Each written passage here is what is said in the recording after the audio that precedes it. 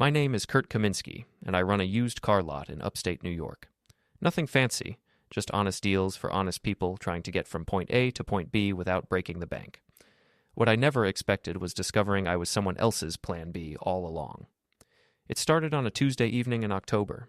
The leaves were turning that deep orange color that makes everything look like it's fading away, which seemed fitting given what I was about to learn about my marriage. "Kurt, we need to talk," Jenna said, standing in our kitchen doorway like she was delivering a court summons. After 15 years of marriage, I knew that tone. It meant trouble. "Sure," I said, muting the television. "What's on your mind?" She sat across from me on our worn leather couch, the one we'd bought when we still believed we were building something together. Her hands were folded in her lap like she was praying, but her eyes held no reverence, just cold calculation. "I've been thinking about us," she began, "about our relationship, our future, everything." "Okay," I said, though something in my gut was already churning. "And?" "The truth is, Kurt, you were never my first choice. You were plan B, not the dream I had for my life." The words hit me like a wrench to the chest. Plan B? Not the dream. After 15 years, 3 moves, 1 daughter, and countless nights of working late to keep us afloat, I was plan B. "What exactly does that mean?" I asked, keeping my voice steady despite the storm building inside. "It means I settled," she said with the casual cruelty of someone discussing the weather. "I thought you'd grow into something more, but you're still just Kurt with his little car lot, making his little deals." I stared at her, really looked at her for the first time in months. When had her face become so sharp, so dismissive? When had she started looking at me like I was something she'd stepped in? "So what are you saying, Jenna? You want a divorce?" "I'm saying I want more. I deserve more." That's when our 13-year-old daughter, Carrie, appeared in the hallway, her face pale and eyes wide. She'd heard everything. "Mom?" Carrie's voice was small, confused. "Go to your room, honey," Jenna said without looking at her. "Adults are talking." Before we dive deeper into this story, I have one small request. Please subscribe, drop a like, comment, and hit that hype button to boost this channel so more people can discover these incredible Reddit stories. Carrie looked at me, and I saw something break in her expression. She disappeared upstairs, her footsteps heavy on the old wooden stairs. "Nice," I said. "Real nice, Jenna." Don't lecture me about parenting. At least I'm honest about what I want. Honest. The word stuck in my throat like a bone. Because if Jenna was being honest now, what had the last 15 years been? A lie? A performance? The next morning, I decided to find out just how honest my wife had been. I drove past the bookstore where she worked, expecting to see her car in the employee parking lot. Instead, I saw it at Murphy's Diner across town, and she wasn't alone. George Riker sat across from her in a corner booth, leaning forward like they were sharing secrets. George, who used to be my friend. George Hare, who'd been coming to our house for barbecues and birthday parties. George, who was supposed to be married to his own wife, Linda.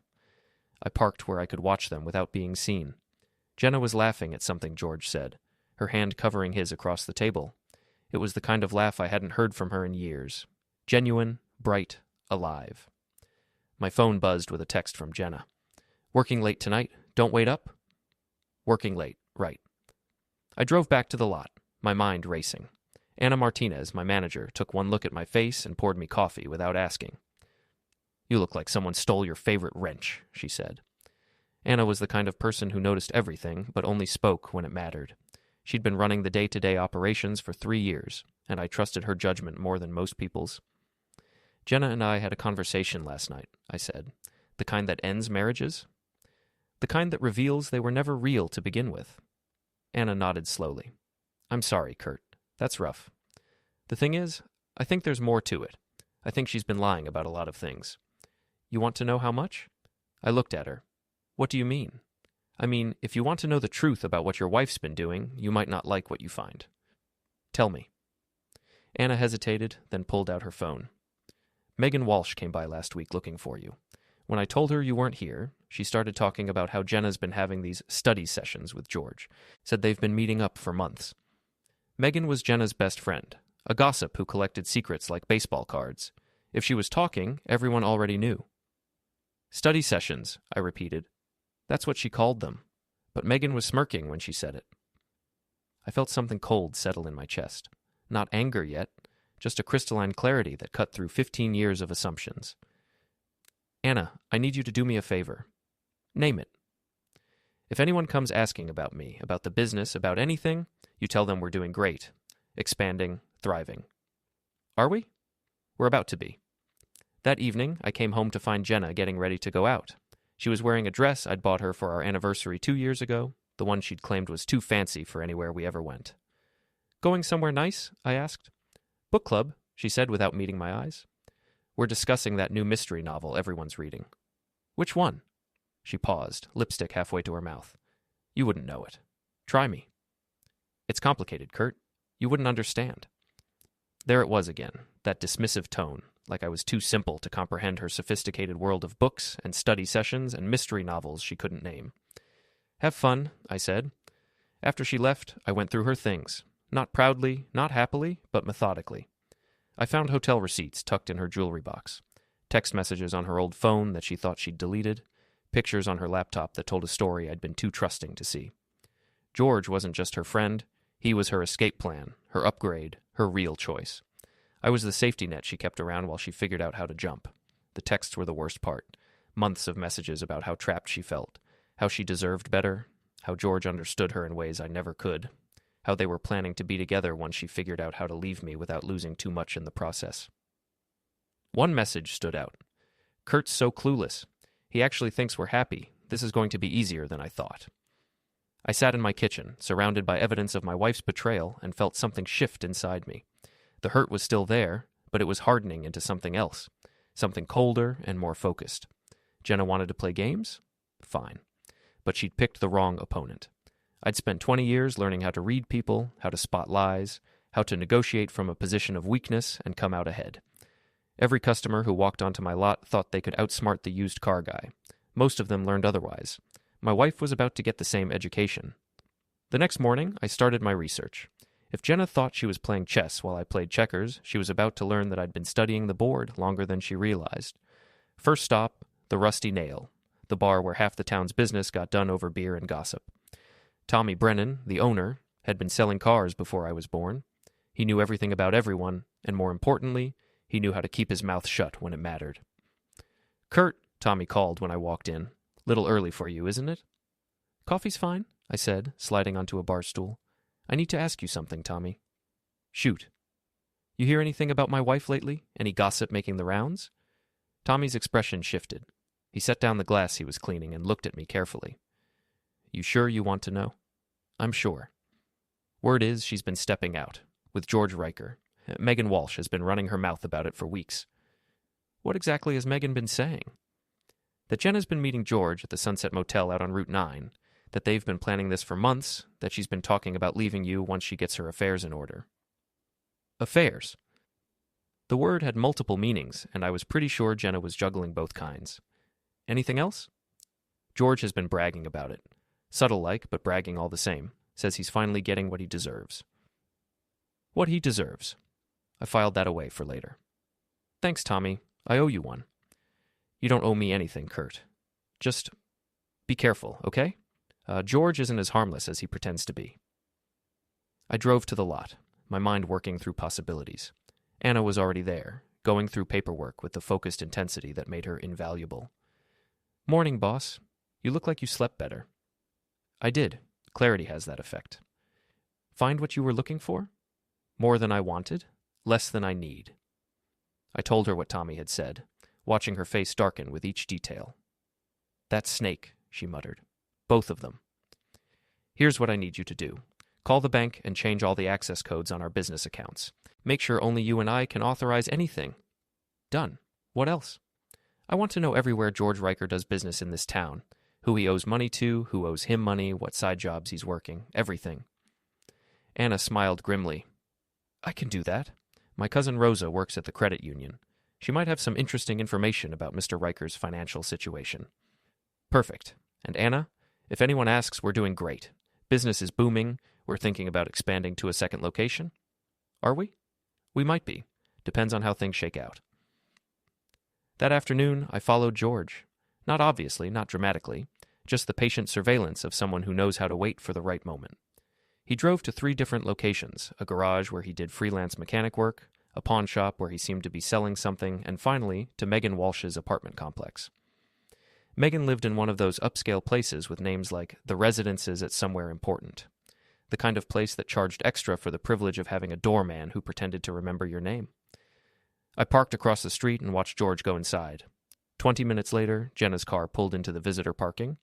My wife and my former friend meeting at her best friend's apartment. Cozy. I took pictures. Not for any legal proceeding. I wasn't planning to drag this through divorce court. But information was power, and I was collecting all I could get. My phone rang. Carrie. Dad? Where are you? At work, sweetie. What's up? Mom's not home yet, and I'm hungry. I checked the time. 6:30. Jenna was supposed to pick Carrie up from school and make dinner. Instead, she was playing house with George at Megan's place. I'll be right there, I said. I found Carrie sitting at the kitchen table, doing homework with the resigned patience of a kid who'd learned not to expect much from adults. Sorry, kiddo. Let's order pizza. It's okay, Dad. Mom's been forgetting stuff lately. The casual acceptance in her voice made my chest tight. How long had Jenna been checking out of our family? How much had Carrie noticed that I'd missed? Carrie, can I ask you something? Sure. Have you noticed Mom acting differently lately? Going out more, being distracted?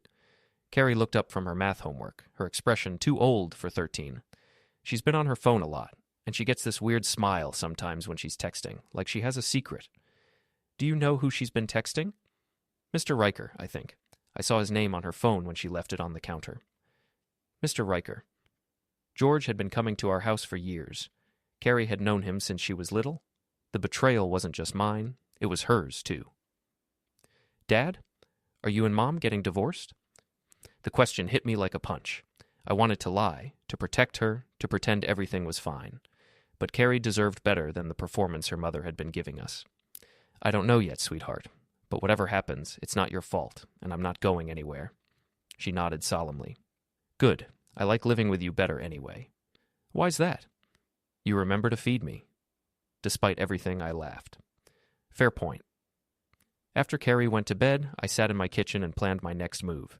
Jenna thought she was playing a sophisticated game, but she'd made a crucial mistake. She'd underestimated her opponent. I wasn't the simple, clueless husband she described in her text messages.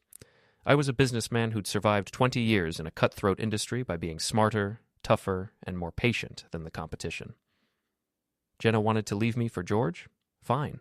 But she was going to discover that Plan B had some surprises of his own. Jenna came home at 11:30, reeking of cologne that wasn't mine and wearing the satisfied expression of someone who thought she was getting away with something. How was book club? I asked from the couch. Oh, lots of discussion about character development and plot twists. Learn anything interesting? Just that some stories don't end the way you expect them to. She was practically glowing with her own cleverness. I wanted to applaud the performance. I'm sure they don't, I said. By the way, I had to pick up Carrie and feed her dinner. She was waiting for you. A flicker of guilt crossed her face, quickly replaced by defensiveness. I lost track of time. It happens. It's been happening a lot lately. Don't start, Kurt. I'm tired. I bet you are. She went upstairs without another word. I heard the shower running for a long time. The next morning, I put my plan into motion. First stop, the bank. Mr. Kaminsky. Janet Morrison, the branch manager, greeted me warmly. What can I do for you today? I need to make some changes to our accounts. Remove my wife's access to the business funds, and I want to move our joint savings into a separate account. Janet's smile faltered. Oh, I'm sorry to hear. Is everything all right? Just being cautious. Divorce proceedings can get messy, and I want to protect the business. Of course. I'll need some paperwork, but we can take care of that today. Within an hour, Jenna's access to our money was gone. She'd been using our joint account to pay for her hotel rooms and dinners with George. That gravy train had just derailed. Next, I drove to George's garage. He was under the hood of an old Buick, humming to himself like a man without a care in the world. Hey, George. He looked up, startled. Kurt, what brings you by? Just wanted to thank you. Thank me? For what? For taking such good care of Jenna. All those study sessions and book clubs. Really above and beyond for a friend. George's face went pale, then red. I don't know what you mean. Sure you do. You've been very educational, teaching her about character development and plot twists. I could see him calculating, trying to figure out how much I knew. Kurt, if you've got something to say, just say it. I'm saying thank you for showing me exactly who my wife really is. for helping me understand that some people aren't worth the effort I've been putting in. Look, man, I think you've got the wrong idea. Do I? Because from where I'm standing, it looks like you've been playing house with my wife while I'm working to support my family. But hey, maybe I'm just the clueless husband who doesn't understand sophisticated things like adultery. George straightened up, trying to look intimidating. You better watch your tone. Or what? You'll steal my wife? Too late, George. She's all yours. Good luck with that. I turned to leave, then paused. Oh, and George? You might want to check your credit report. I heard some interesting things about your financial situation. Wouldn't want Jenna to be disappointed when she finds out what she's really getting. I left him standing there, wrench in hand, looking like a man who'd just realized he'd bitten off more than he could chew. The beauty of small towns is that information travels fast. By the time I got back to the lot, Anna was grinning like she'd won the lottery. Rosa came through, she said, waving a folder. George Riker is in debt up to his eyeballs, 3 credit cards maxed out, behind on his truck payments, and he owes money to at least 4 different people around town. What kind of money? The kind that comes with interest and broken kneecaps if you don't pay it back? Perfect. What else? He's been telling people he's about to come into some money, a big score that's going to set him up for life. I felt a chill. What kind of score? He wouldn't say, but he's been asking questions about your business.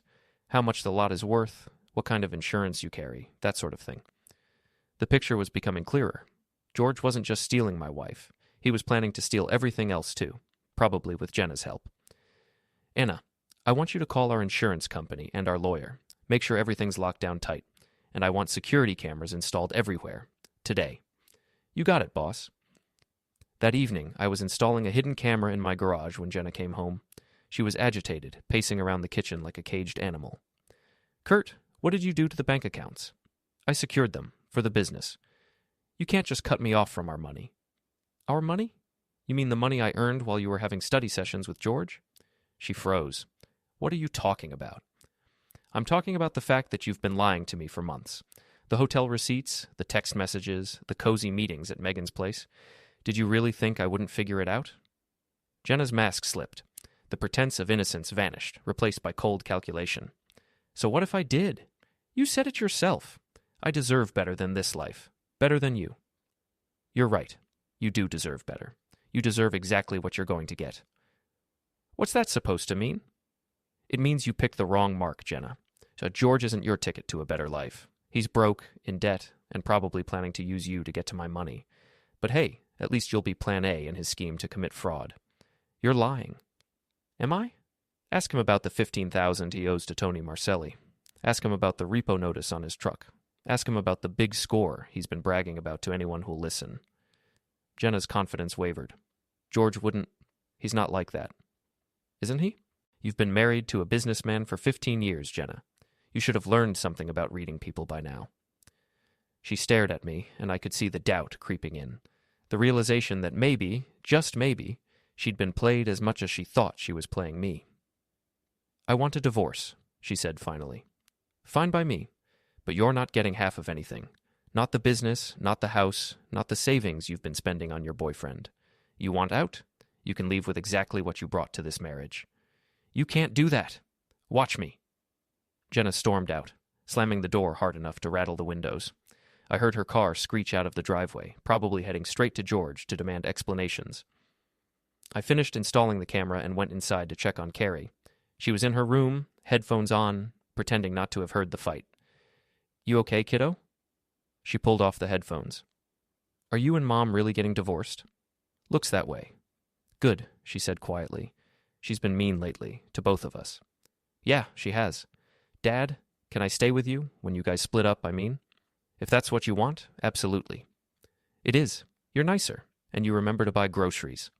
I hugged her, this wise, resilient kid who'd been watching her family fall apart, with the clear eyes of someone too young to lie to herself about what she was seeing.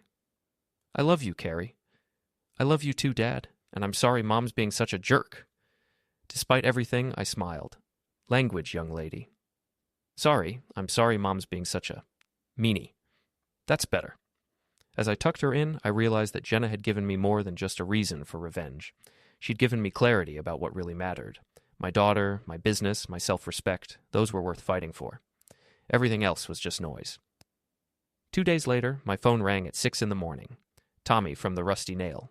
"Kurt, you need to get down here, now." "What's wrong?" "Just get down here, and bring Anna if you can reach her." I called Anna on the way. She met me at the bar, both of us wondering what was so urgent it couldn't wait for business hours. Tommy was waiting with coffee and a grim expression. "George and Jenna were here last night," he said without preamble. Loud, drunk, and talking about things they shouldn't have been talking about in public. Such as? Such as how they're going to make you pay for embarrassing them. Such as how they know where you keep your spare keys and your security codes. Such as how easy it would be to make it look like someone broke into your lot and stole some cars. Anna and I exchanged glances. They were planning to rob me? Worse than that, they were planning to frame you for insurance fraud. Make it look like you staged the break-in yourself, then split the money. That's insane. Desperate people do insane things, Kurt. And from what I heard, they're both pretty desperate right now. Anna leaned forward. What exactly did they say? Jenna was going on about how you'd ruined her life, how you'd turned everyone against her. George was talking about how he knew your routines, when you'd be at the lot, when you wouldn't. They were planning something for tonight. I felt that cold clarity settle over me again. They wanted to play dirty? Fine. But they just walked into a trap they didn't even know existed. Tommy, I need you to do me a favor. If anyone asks, Anna and I were here all evening, playing poker in the back room with you and whoever else you can round up. You got it. Anna, call the police. Tell them we've had some suspicious activity around the lot lately and we want extra patrols tonight. Already on it, she said, phone in hand. We spent the day preparing. I moved the most valuable cars off the lot, ostensibly for a big sale the next day. Anna made sure all the security cameras were working and positioned to capture everything. I called my lawyer and made sure he'd be available if needed. Most importantly, I called Carrie's school and arranged for her to spend the night with her friend Jessica. Whatever happened tonight, I didn't want her anywhere near it. At 7 p.m., Anna and I drove to the Rusty Nail, making sure several people saw us arrive. Tommy had rounded up 4 regulars for an actual poker game, complete with witnesses who'd swear we'd been there all evening.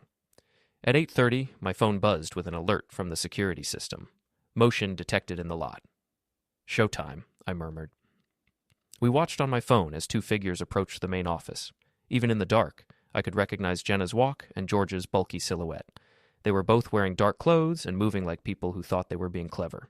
George produced a key, probably a copy of mine that Jenna had made months ago. They let themselves into the office and immediately started going through files, looking for insurance papers and financial records. "Idiots," Anna whispered. "They're touching everything without gloves."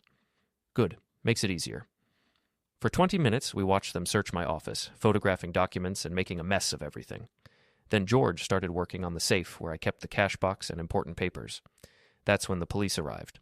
I'd timed it perfectly. The patrol car I'd requested pulled into the lot just as George was jimmying the safe lock. Jenna panicked, knocking over a lamp and creating enough noise to wake the neighborhood. The officers found them red-handed, surrounded by evidence of breaking and entering, attempted theft, and conspiracy to commit fraud. The documents they'd been photographing included fake insurance claims they'd apparently prepared in advance. My phone rang. Officer Patricia Hayes, someone I'd known for years. "Kurt, we've got your wife and George Riker in custody at your lot. You need to come down and file a report." "My wife? Are you sure?" "Positive. Caught them trying to break into your safe. Looks like they were planning to rob you and make it look like insurance fraud." "I'll be right there." Anna and I made a big show of leaving the poker game reluctantly, with Tommy and the others expressing shock and concern. Perfect witnesses to our whereabouts. When we arrived at the lot, Jenna and George were sitting in the back of separate patrol cars, both looking like they'd been hit by a truck. Jenna's carefully styled hair was a mess, and George had managed to cut his hand on the safe.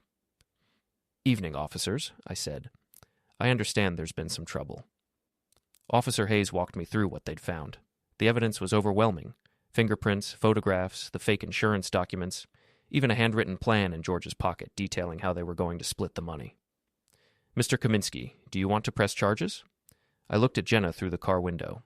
She was staring at me with a mixture of hatred and disbelief, like she couldn't understand how her perfect plan had gone so wrong. "Absolutely," I said. "They're not just thieves, they're family. That makes it worse." "We'll need you to come to the station and give a full statement." "Of course." As the patrol cars drove away, Anna shook her head in amazement.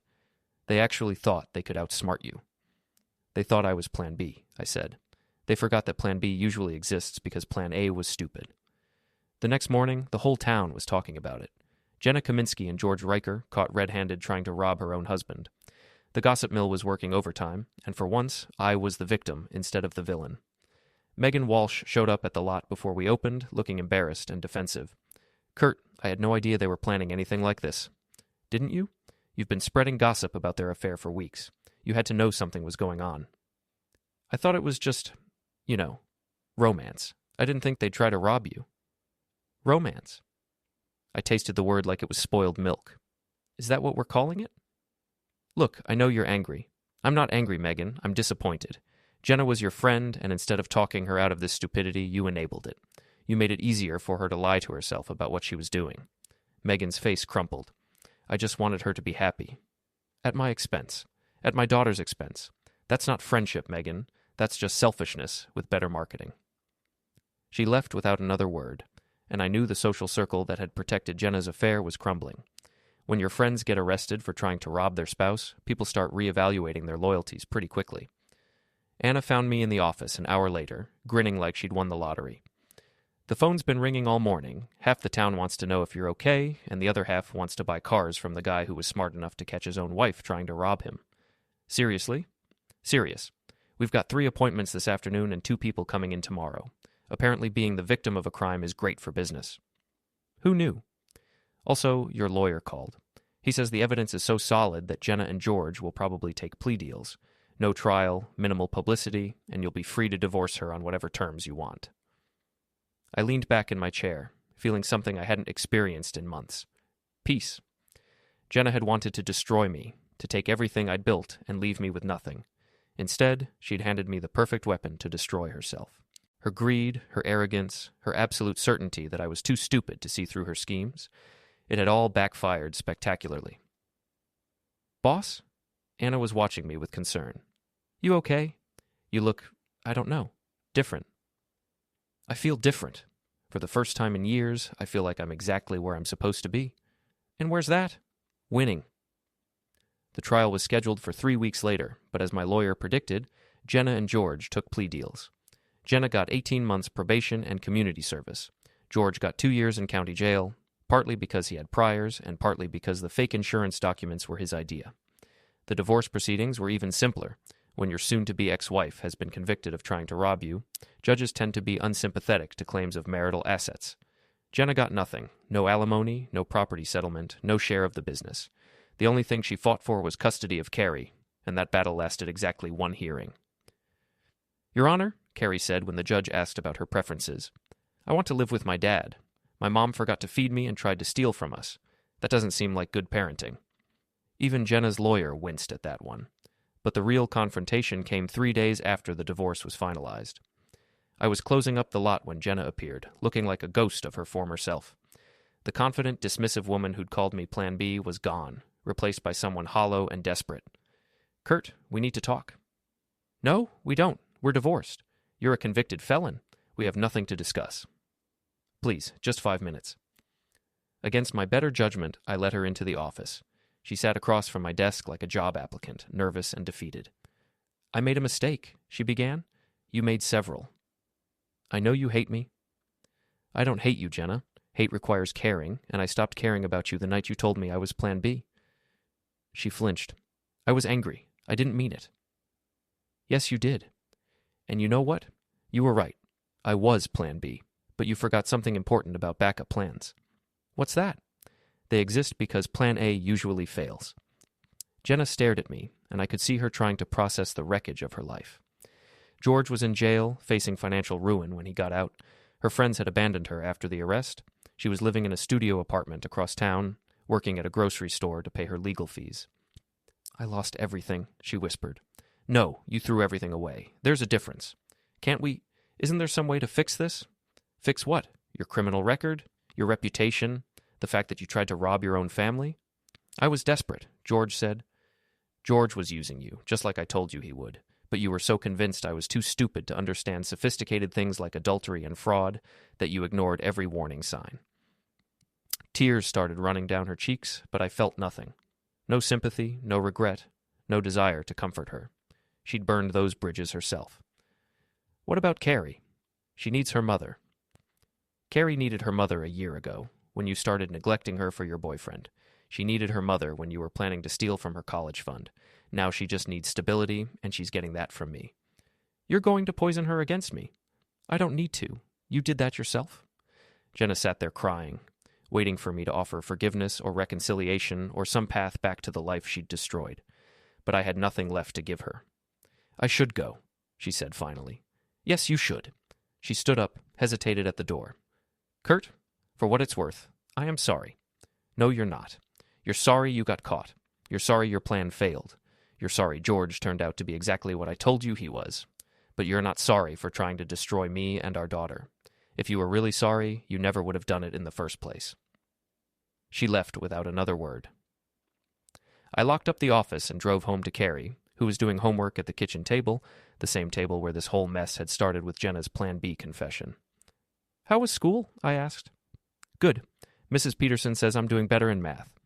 That's great, kiddo. Dad, was that Mom's car I saw leaving the lot? Yeah, she wanted to talk. About what? About how sorry she is for everything that happened. Carrie looked up from her homework, her expression skeptical. Is she really sorry? What do you think? I think she's sorry she got in trouble, but I don't think she's sorry for what she did. Smart kid. Smarter than her mother, certainly. You're probably right. Are you sad about it? About her, I mean? I thought about it, really considered the question. Was I sad about the end of my marriage? About the woman Jenna had become, or maybe had always been? About 15 years of my life that turned out to be built on lies? No, I said, surprised by how true it was. I'm not sad, I'm relieved. Me too, Carrie said. It's quieter now, nicer. She was right. The house felt peaceful in a way it hadn't in years. No more tension, no more walking on eggshells, no more wondering what mood Jenna would be in, or what crisis she'd manufacture. Dad, can we order Chinese food? Sure, the usual. Yeah, and Dad, thanks for not being Plan B anymore. I laughed, the first genuine laugh I'd had in months. Thanks for noticing, kiddo. As I called in our dinner order, I realized that Jenna had been wrong about almost everything. I wasn't Plan B, I was the foundation, I wasn't the dream, I was the reality that made dreams possible. I wasn't the exciting choice, I was the right choice. And for the first time in years, that felt like enough. 6 months later, the lot was thriving. Word had spread about the guy who'd outsmarted his cheating wife and her criminal boyfriend, and apparently, people wanted to buy cars from someone that clever. We'd hired 2 more salespeople and were looking at a second location. Carrie was flourishing too. Her grades were up, she joined the school newspaper, and she smiled more than she had in years. Turns out kids do better when they're not living in a war zone. Jenna had moved to Albany, supposedly for a fresh start. I heard through the grapevine that she was dating someone new, probably telling him all about her terrible ex-husband who'd ruined her life through the cruel trick of refusing to be robbed. George got out of jail after 18 months and immediately left town. Last I heard, he was working at a garage in Buffalo, telling anyone who'd listen about the crazy woman who'd talked him into trying to rob her husband. They deserved each other.